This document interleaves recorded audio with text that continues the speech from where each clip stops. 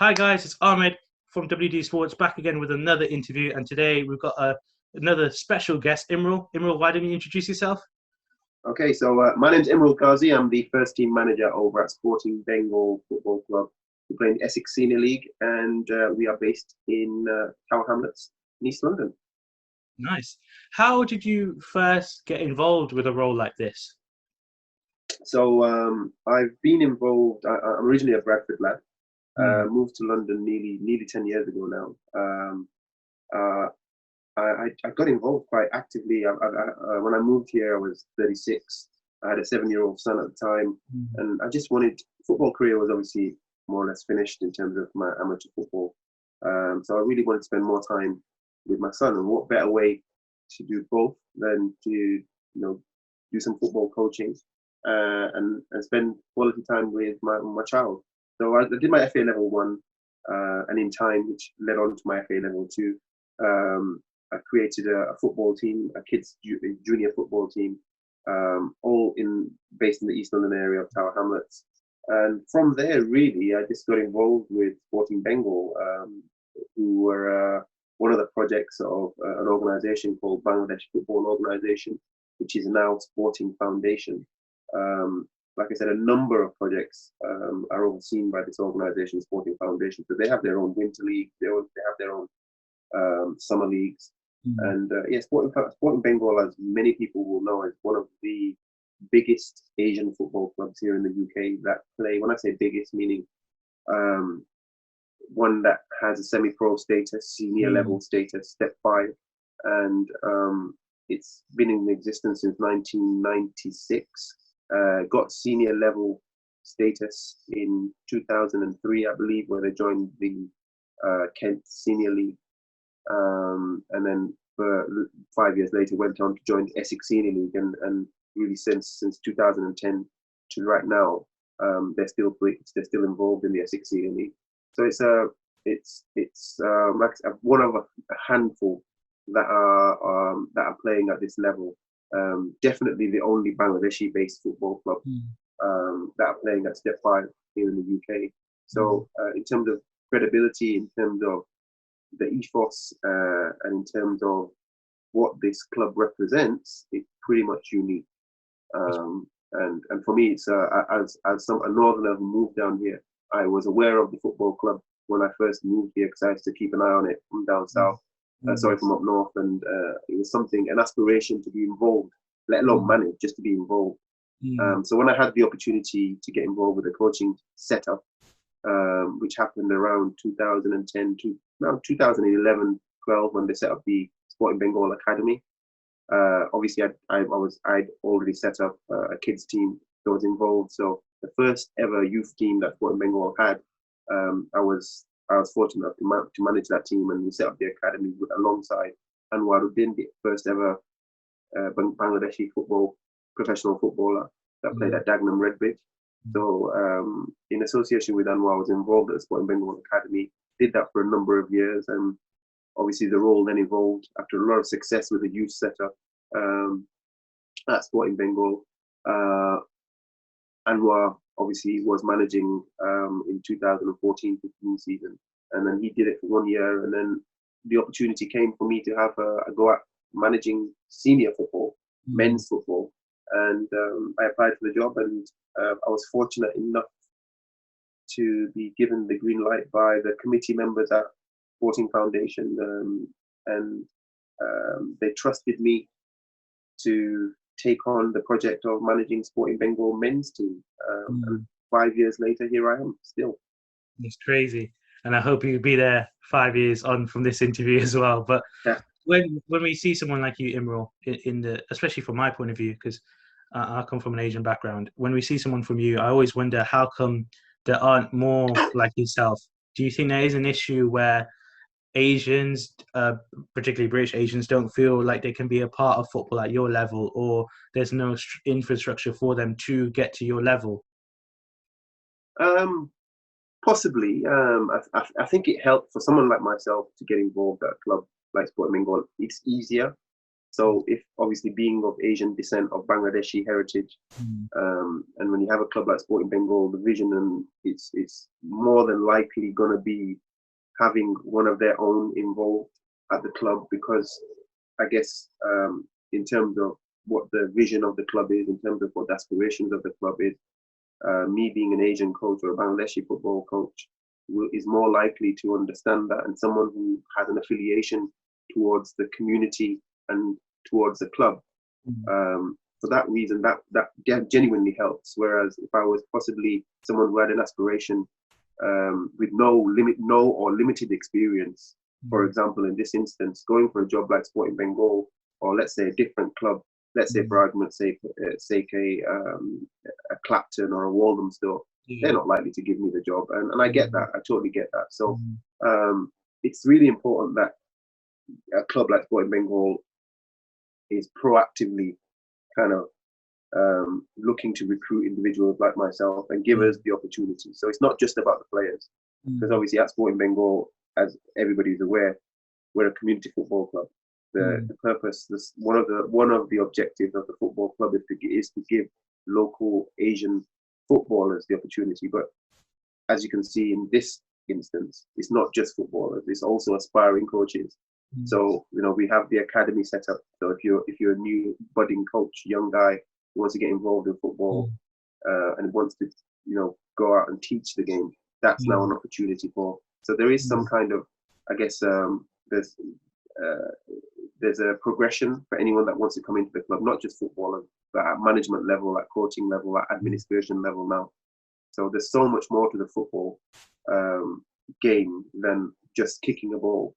And Sporting Bengal, again, is just, I guess, evolving. And I'm an example of that. So at 5 years on, someone who the club trusted me to take on the role, when there was lots of people who were probably thinking, who is this guy, and what have they done? What is the club thinking? Because I'm sure they had, I was one of 6 applicants at the time, and a lot of people who had a lot more experience in men's football than I did.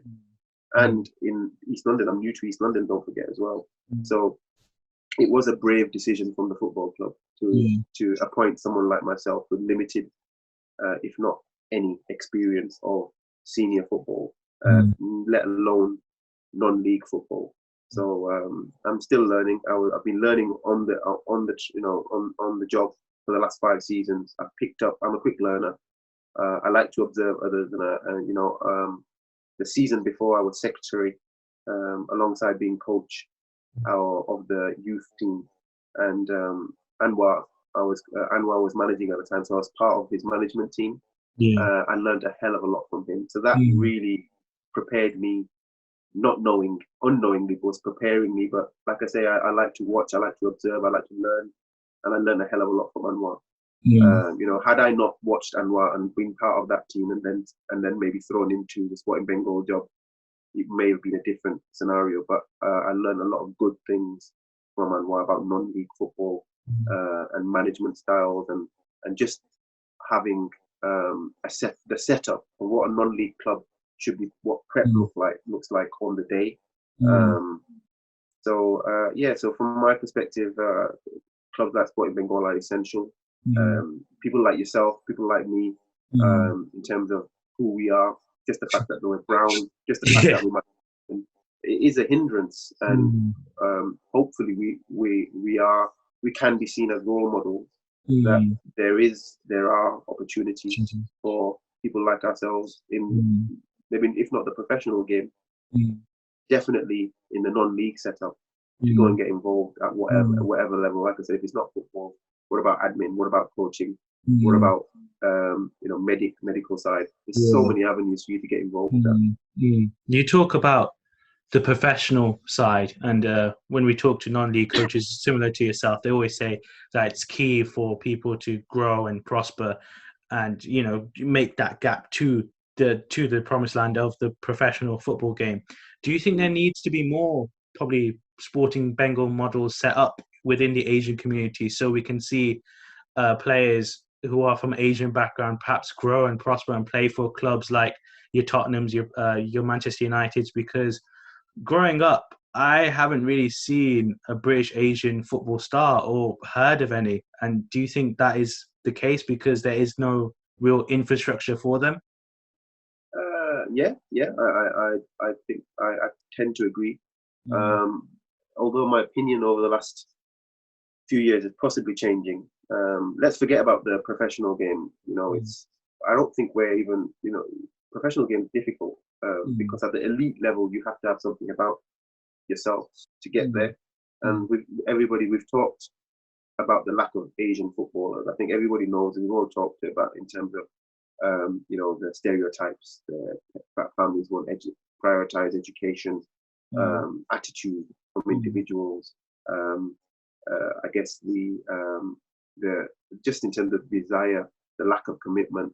But mm, for me, it's role models are very very important in any field, in mm, any profession, whether that whether it's your day job, whether you're an accountant or whether mm, you're a doctor or whether you're an athlete, whether you're a footballer. As a young Asian kid growing up, you're right. mm, I I don't I don't recall. In fact, if you ask me to remember from the early 80s and 90s, name me an Asian sports person, let alone an Asian footballer. I don't recall any, so I didn't really have any. And if you ask me that question, who was my role model? Who did I love to watch? It was Prince Nassim Hamed, the boxer. And why could I relate to him? Because he was a mm, young Muslim of mm, brown skin, yeah. and I loved him. Mm, And I studied at Sheffield Uni at the time, and mm, he was obviously he was actually teaming in and around Sheffield. yeah. He was for me he was one of my role models growing up, Mm, just because he was a professional sportsman. mm, There's genuinely a lack of that for our kids mm, growing up. So they don't have mm, any aspirations. All they're seeing is the same old faces. Your black sports people, your white sports people. mm, Yes, we have Hamza Chowdhury. Yes, we have the likes of Amir Khan. mm, But it's not enough, is it? We mm, need more. And I'm not. The only way that can happen is by, I guess, maybe I feel wrong saying this, but is it maybe there needs to be some kind of positive discrimination going on here? yeah. Maybe we need to. There's got to be a way whereby professional football clubs encourage local communities, because a lot of the football clubs and the football stadiums, if you look at dotted around the country, where are they Mm, usually based? mm, Leicester, Bradford City, West mm, Ham. mm, They're in and around areas of inner city areas where there's large pockets of Asian yeah. communities. So why are they not engaging? Why are the last 30 years have we not seen many Asian kids in the academies? Let alone, let's not forget about the professional aspect. But what about more kids, having more kids in the academies? So at least they're Mm, exposed and give them that opportunity to mm, progress. So I've talked about it before. Maybe just introduce something whereby a pilot scheme or something where you've got maybe 10 clubs in inner city areas mm, from the championship or the premiership or the first division or the second division. Put a pilot together of 10 clubs mm, and say, right, okay, maybe for the next year, 2 years, we're asking you to find 10 footballers in 2 or 3 age categories and give these kids the opportunity. We're not talking about 2 or 3 week trial. We're maybe mm, talking about a 6 month period whereby they're training with the elite academy, mm, and give them that opportunity to flourish and give them that opportunity to at least experience the professional caliber of coaching that often as kids growing up in inner city areas you're not exposed to, because mm, a lot of the kids that are playing, well, most of the kids, they're not playing structured football. mm, um, it's in speaking for London, it's in cages. Yeah, mm, there's a lot of cage football and sports that go on. Up north, it's maybe in parks, but it's mm, not. They're not playing in leagues, mm, and that's an issue. And then the other problem we've got, we're often a victim of our own success. mm, It's been, I think John Barnes said it in an interview as well. mm, Um, we don't help ourselves because we play in our own communities. mm, So that we have we talk about the death of the game, but football is mm, one of the most popular games in the Asian community. 7-a-side, 11-a-side.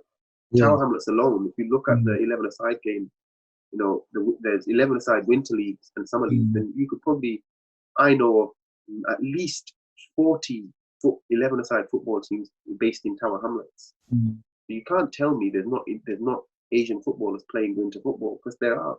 And each team has at least 6 to 8 Asian footballers playing.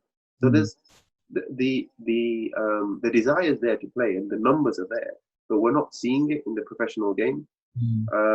So it's difficult why we're not seeing more Asian footballers. But I think one of the biggest reasons we have, for me personally, is maybe, I think this, like I said, playing in our own communities, that has to stop now. We're in 2020. I think maybe joining mainstream leagues and playing in more competitive leagues, that really helps. That will help, and then it will only improve individual games. And the fact that the players are now happy, Asian players in particular, are happy to play in these community leagues, and at the end of the season, a massive award ceremony. They're getting beautiful trophies. You don't get that in mainstream leagues. You win the league in, let's say, the Hackney and Leighton League, and you win the league on the day, and you get a little medal, and off you go. Whereas everything is it's glamour, it's glorified within the Asian community, if you like. And I've seen it myself, being part of an organisation, and I've seen how a lot of clubs are spoilt, players are spoilt, and often it's just one-upmanship. So they're, it's postcode. So a kid may have grown up playing with his mates, so his Sunday team is given more priority than, say, let's say, Sporting Bengal. So they might have a big game on a Sunday, and they'll prioritize that over the game on a Saturday, which is at a higher level. You're playing Step 5 football, semi-pro, non-league, which is more competitive, which is more challenging. Surely that if you have the opportunity to play in that game, you'd take it. But unfortunately, over the years, in my experience, we're not seeing enough of that. And I find community football within the Asian scene is holding back players. And I think players are becoming lazy. Players are becoming complacent and not willing to go out of their comfort zone and compete at, let's say, a higher level. Even if it's Sunday league, go and play in a very good Sunday league and not a mediocre, average one.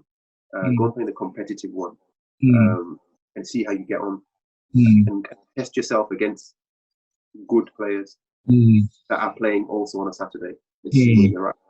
But for me, that's, like I said, it's great that we have these community leagues. It's great that we're investing in our own communities and we're playing the game. But I think as individual footballers, especially the more able footballers, get yourself out of your comfort zone and go and compete in better leagues.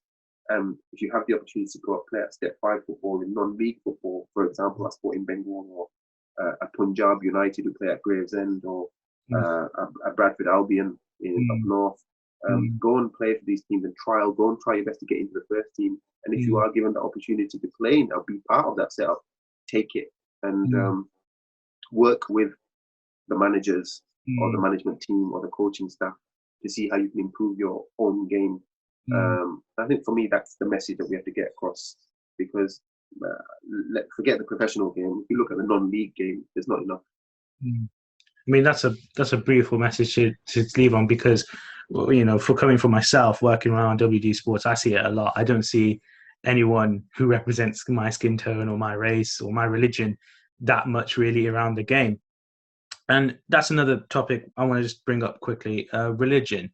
When I speak to people who do play for teams that are not necessarily from a Muslim background, from an English background, more or less, where they're the only brown face in their sporting team in every age group, and they sometimes feel it hard to mix in and be part of the lad culture. And do you think that plays an issue? Because you talk about how they keep within their communities. Now, I never played for a team within my own community. I just played for my local teams, which was a mixture of people from all different backgrounds. I got on just fine, but for some lads, they might find it hard to kind of be part of the culture. Say, for example, they come from a strict religious Muslim background where after every game on a Sunday, they go into the pub and have a drink, and he doesn't feel comfortable with that, so he goes home, but he doesn't feel part of the team. Do you think that is an issue in football when you talk about people wanting to play outside their communities? I think it used to be, but Not so much now. I know of a few players that from a Muslim background. I myself, when I was growing up, was part of teams like we just mentioned, that pub culture. As long as you've got, nothing stopping you to go into these places, and you don't have to drink, but it's the case of at least showing that you are wanting to be part of the team. You can't. I think it's a bit of give and take. You can't always look to blame others, but I think it's important that the coaching staff and the teams also understand the individual's choices and maybe that religious factors that are impacting on the way they behave off the pitch. And I think as long as the coaching staff, the management staff, the team and the players within the team are aware of that, I found in my experiences that within certain teams, it's never really been an issue, and they are understanding of that. We've seen examples of the England cricket team where you have, Moeen Ali, and you've got Adil Rashid, who are Muslims and openly Muslim, and and the players respect that. We've seen examples of when after winning a game or winning a tournament, the champagne bottles have come out, and Moeen and Adil have stepped aside. They respect them, their choices, and meanwhile England players respect Adil and Moeen's choices. So it's a bit of give and take. There has to be compromise, but it's important that the player takes ownership and takes command, and maybe goes and approaches the coach or the management staff and make sure that they're aware of the cultural differences and some of the reasons why, if I'm not going to the pub after the game, these are the reasons. Because often I think historically you've had players where, don't forget, not everybody has, like for example with me, when I meet a lot of clubs and people within the Essex Senior League, when I'm going out to Essex, a lot of the time it's the first time they're meeting an Asian person, a Muslim person. And stereotypes are, we're in 2020, and media plays a huge role. Someone like myself, you're brown skinned, you've got a beard, straight away you're put in a pigeonhole, and you're that person, and you're fighting against stereotypes all the time. So it's important that we educate people. It's important that we reach out and not ignore differences, because it might not be their fault. So so it's really important that we speak to one another, whether that's your coach or whether that's the individual that you just meet in and around football. So people can see that at the end of the day, we're all human. Yes, we have our differences, but we're all, football, it unites, isn't it? So I think if there's ways to go about things, and often I found in my experiences, when you've got managers who aren't aware that certain players' background or concerns, that's what, and because he then isn't able to relay that to his players, that's a problem. So my advice there would be, I think often it's just a case of lack of communication between two parties. And finally, the last question we like to ask on here is something more optimistic and more hopeful for people involved. If we had to do this interview in 10 years' time, which hopefully we might do, I've done this interview 10 years ago. If we did this interview in 10 years' time, where would you like to see yourself, or perhaps where would you like to see the bigger picture in all this? Okay, I think for myself, listen, I've been doing community work and been involved at Grassroots football for over 10 years now. I hope I'm still involved in some capacity. I love being involved at Sporting Bengal. It's an amazing football club. I've met some amazing people through my experiences. I hope I'm still involved in some capacity in 10 years. But in terms of the bigger picture, what I would like to see, I hope that there would be, a handful more of Asian role models across the spectrum of sports, not just football, sports. Like I had growing up, Prince Nassim. I mean, at the elite level. We're not just talking about maybe someone at Mansfield or someone at Rapid City. I'm talking at the elite level, playing for England, in the Olympics, winning heavyweight championships or lightweight championships or whatever. I hope in 10 years' time, you're not asking me why is there a lack of Asians within sports. Mm.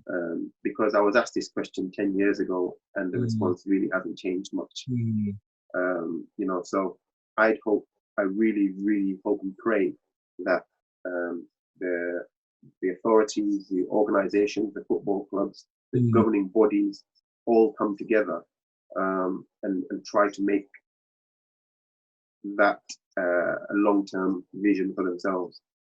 Because one of the other things we talk about, you touched on it, it's not just about footballers. I think more importantly, you've probably heard this, but there's not enough people at the top end in terms of boardroom. And who are these gatekeepers? A friend of mine recently used the word gatekeepers. And that's really, really, I love that word, because there's not enough gatekeepers who are, I guess, there to support those people who are trying to break into whatever field of sport they might want to be. So it's not just about playing sport, it's also what about what's going on at boardroom level, the decision makers, the medics. There's other avenues that we can go down. I think we need to see more of our community getting involved in all aspects other than just one field and on-field ambitions. There's got to be more. Let's think outside the box. And that's where I would like to leave it today. I mean, everyone who's listened, I'm sure they've got your full support. And, you know, coming just from myself really as well, it could be due to the set preferences, but I wish you all the best. And I think everyone at WDSportz as well wishes you all the best. Likewise, listen, wish you all the best as well. All the best in what you're doing. It's great to see a young man like yourself giving your time. And because, listen, not just in our community, but in grassroots up and down the country, volunteers are the lifeline of any organization and anything you do. So I know you're looking to forge a career in this, and you have bigger aspirations. So I wish you every success in everything you do. Thank you so much, Imrul. Thank you so much for your time. No worries. Appreciate it, mate.